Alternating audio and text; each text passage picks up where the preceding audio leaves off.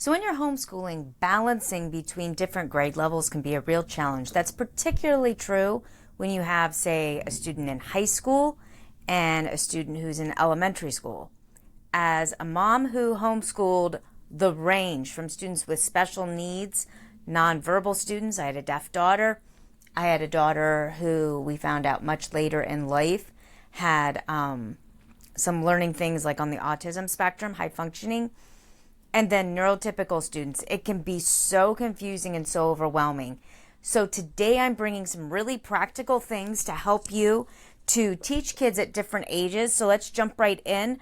I'm going to give you really clear, practical things. So you might want to get a pen or something to write down or re-listen to this, because I will be sharing with you some detailed resources as well as some detailed steps. Okay, so the issue a lot of times is the shift between the different developmental levels. Not only that, but the material. You can be covering the same topic, but sometimes moving between the topics and communicating with your child at their grade level and just preparing the materials really can be incredibly overwhelming. Then there's the part of taking the time to teach them each of these different things. So let's talk about not just the challenge that's involved, but some solutions that we can have. And these are things that I used personally. I'm pulling this from a book that I wrote. It's called The Homeschool Blueprint. And I have a whole section on creating a schedule. You can do the same thing yourself on a piece of paper. If you want to get this book, there will be a link down in the description, or you can reach out to me if you don't find a link. But what you need is a few pieces of paper. And I wrote mine out with the times of my school day. My school day started at 8:30 and we stopped usually before 4, but I kind of gave myself that flexibility in case there was something during the day that interrupted the school day. And then I had a column for each child. So in this case, I have 3 columns, a first grader, a fourth grader, and a seventh grader. Hopefully that will show the correct way, since I'm not recording this on the cell phone. I'm actually using a camera. I hope you'll be able to read this just fine. But I want you to notice up here where I have these blocked out sections. What I have here is my school day staggered in its start. And that's what I'm recommending to you if you're teaching at different grade levels. Don't try to start all of your kids at the exact same time. It makes it really difficult to be able to focus with everybody at once, because you've always got a child who's being ignored, essentially. Let me say that a little bit more positively in a minute. But having the staggered start right now, just trust me on it, we'll come back to it. You need to have a daily anchor. And what I mean by this is familiar routines or patterns that you use during the day or week to mentally transition. I'm not sure what your family situation is like in terms of work schedules and school schedules, but for our family, at least for the first a lot of years of homeschooling, my husband was a paramedic at the time, and so he worked a 24/48. And so we didn't have a Monday through Friday kind of schedule anyway. And then the kids, they homeschooled, and so we didn't have a typical schedule there. And so it was easy to fall into almost this rut of, like, as I call it, an ever-present now. There's no sense of change. We had church on Sunday. We had dance on Thursday. Later, we started going to the library every Monday afternoon. But beyond that, there was nothing to really peg different things. So what I did is I created like the 8:30 start for our homeschool. That was when the homeschool day began, and it began with the pledge and a Bible lesson. And so while we have a staggered start on here, that was like kind of marked the beginning of you need to be in thinking mode. You know, lounging around in your jammies is now done. Yes, we are doing school today. So the 8:30 start, the kids had their breakfast dishes put away. They were dressed and ready. All of us got dressed for the school day. I did not encourage the idea of kind of just lounging and whatever. I learned that from a woman named Fly Lady. I think she's still around. It's flylady.net if she still is. She had a really great time management thing that helped me in my home, because I was not really great at managing the home part. I'm really good at like academic and business and that kind of stuff. But when it came to, the everyday grind of certain things, I wasn't great at organizing that. And she did a good job on that. And she said, every day, put on your tennis shoes. So the girls and I had all daughters, got up every day and we got dressed for school, got dressed for work, and we started our school day at 8:30 with the Pledge of Allegiance and the Bible. And so while they're listening to their Bible lessons, I'm listening in the background as I eat my breakfast, clean up the breakfast dishes, get things put away, pull things out, and we start our day. That kind of daily trigger mentally puts you in a framework to get ready to work. So that was step one, having something to start your day. Whether when in college, for me, it sounds funny probably, but I left my apartment at 7:30 for class, and Garfield and Friends came on at 7 in the morning. And so this was in the early 90s. And so I would get my breakfast and I would be on the couch by the time Garfield and Friends started. I would eat my breakfast while it was on. I would be all ready. And as soon as it ended, that episode ended at like 25 after, picked up my stuff, put my stuff in the dishwasher. My backpack was already packed the night before, brushed my teeth, grabbed my backpack, out the door. I was out the door by 7:30. That was just my trigger and routine. Now I have like a watch that reminds me. But we would start with our Bible lessons, and this is kind of how I continue to start my day. So we had that shared routine, essentially like breakfast, devotional, a short group activity that kind of grounds your mind and says, okay, we've now transitioned into the school day. Now, this is where this part comes in, scheduling and blocks. Now, this is kind of a two-step thing that I do. Let me show you again how I set it up here. I'm showing you the example. In this book, there's actually like worksheets to help you.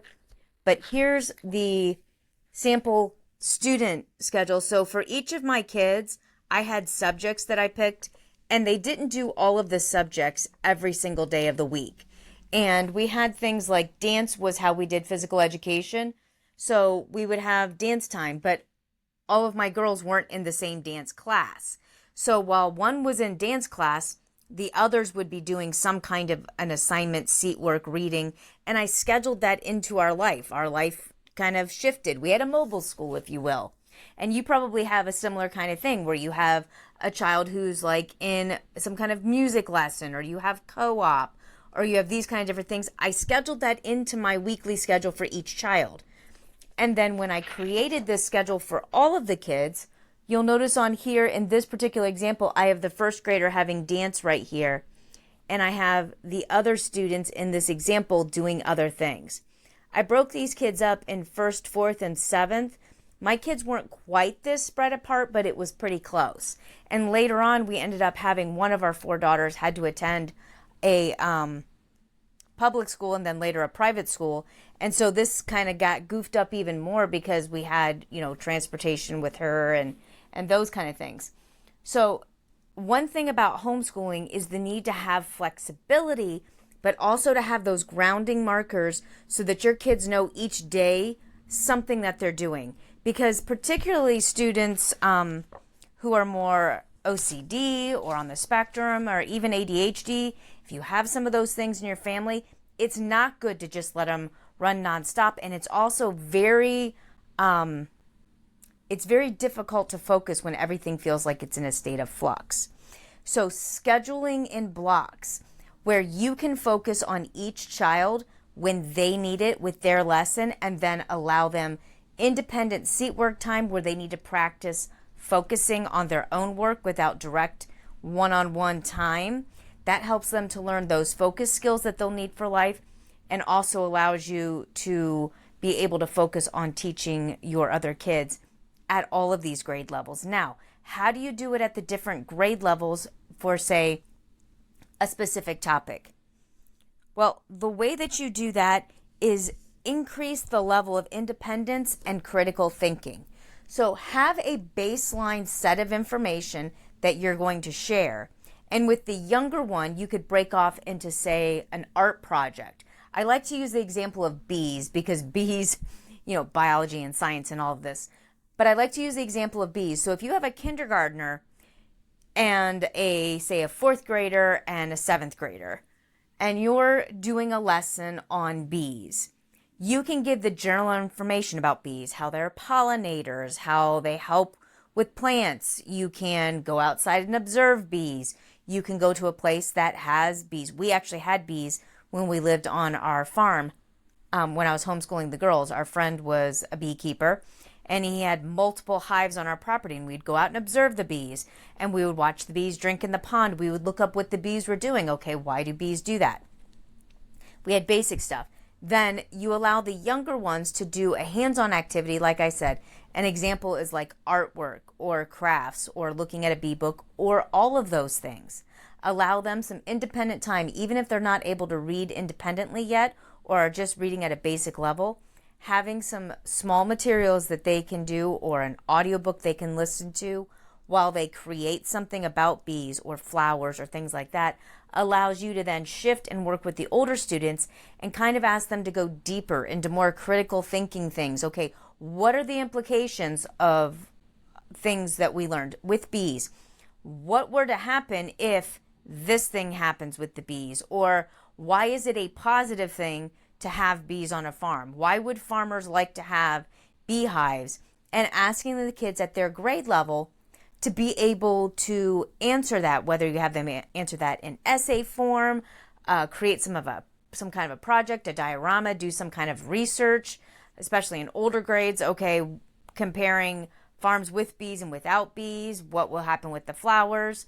You could do something, if you're in 4-H, you could have flowers outside and flowers in a protected structure, and what are the different things that happen. Do you see how I'm saying, like, create projects that kind of allow your kids to become more independent in what they're doing? This helps you with multiple grade levels. Now, I've only spoke about bees right now, but this can work with anything.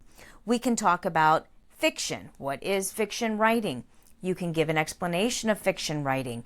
You can then go into like characters, what a character feels, character development, creative writing. And you can talk about it in general terms.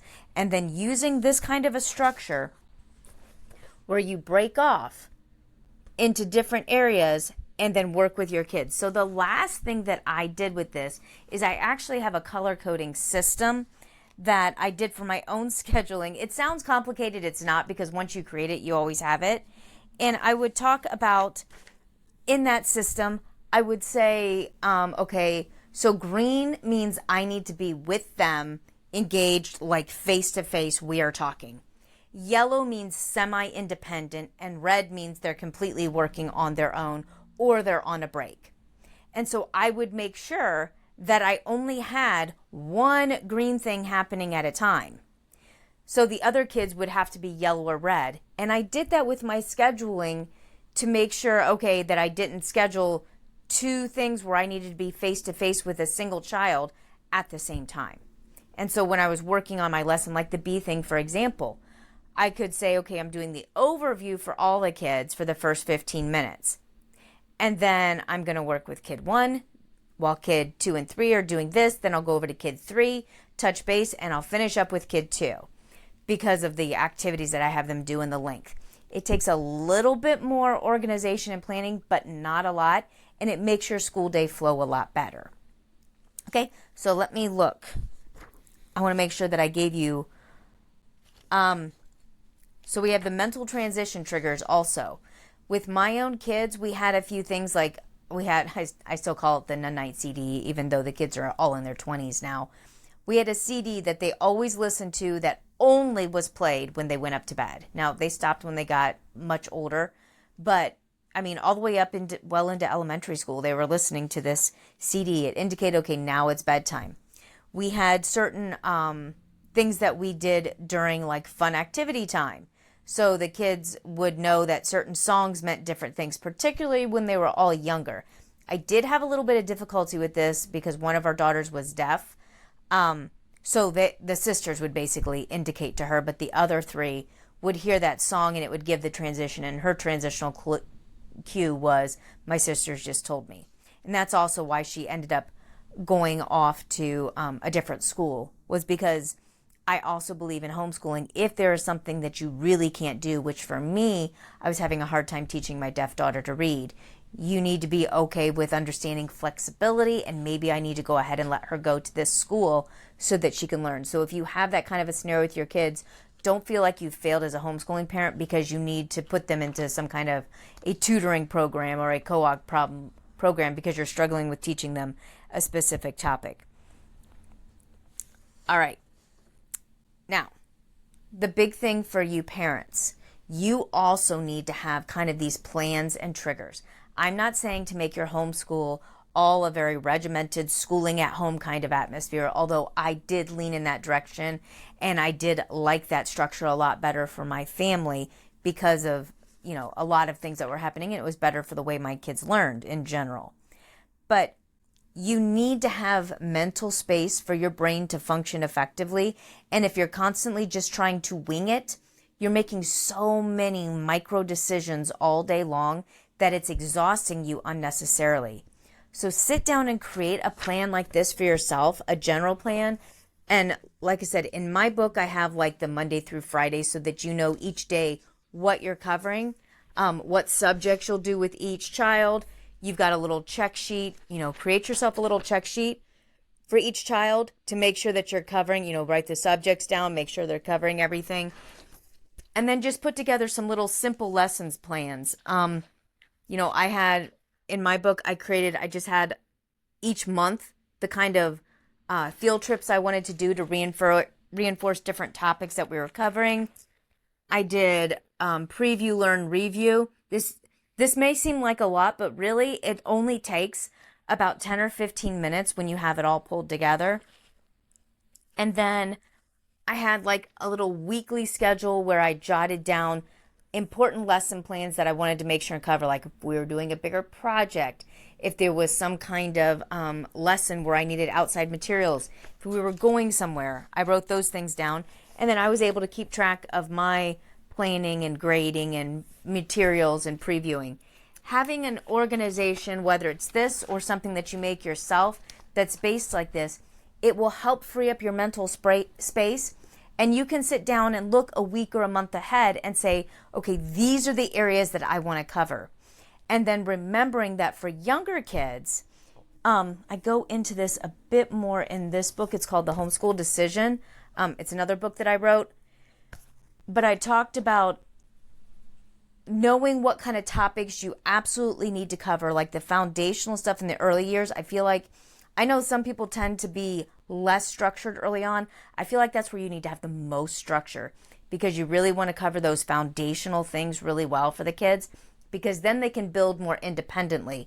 And the difference in the different grades is sitting down and the kinds of questions and the kinds of deep thinking, critical thinking, synthesis that you want them to begin to build independently. Now, I'm a huge fan of research because I enjoy doing it, but not every kid does. So this is where, as the kids get older, you allow them to guide themselves into projects.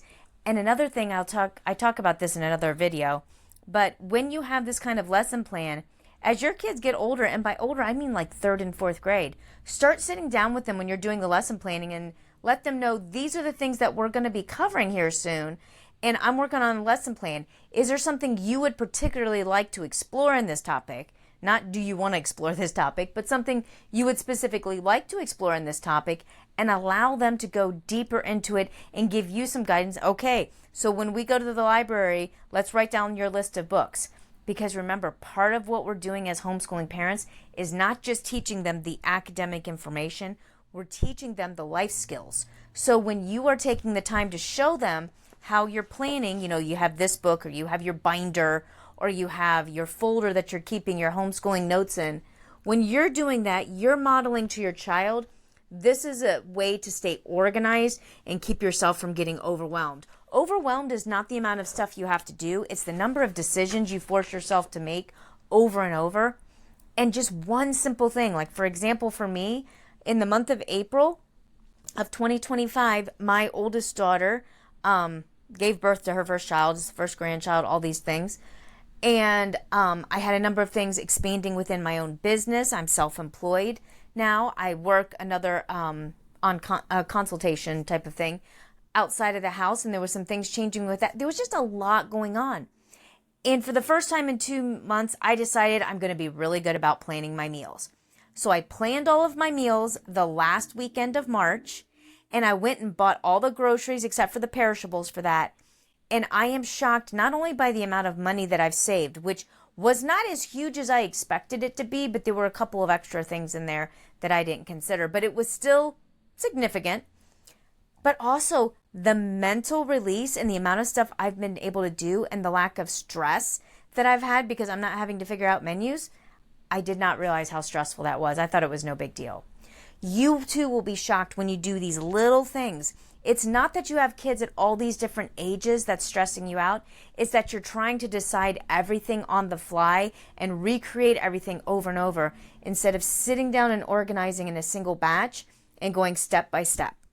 So if you would like to know about how to get step by step into this system, then you really want to watch the video that's in my notes that I did the beginning of 2025, going with the color coding step by step in that book, showing you exactly how to lay it out so you can create your own or you can buy the one that I made. Either way is great.